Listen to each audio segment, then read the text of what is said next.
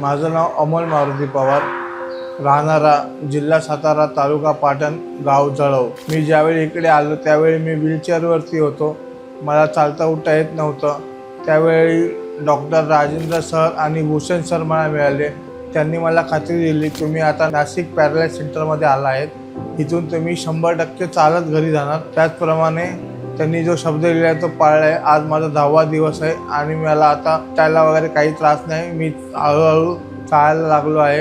इथला जो स्टाफ आहे तोही खूप हेल्पफुल आहे। इथली मावशी झाली, मामा झाले, टीचर झाले, फिजिओथेरपिस्ट आहेत, तेही खूप चांगल्या प्रकारे आपलं ध्यान देतात, आपल्यावरती लक्ष देतात।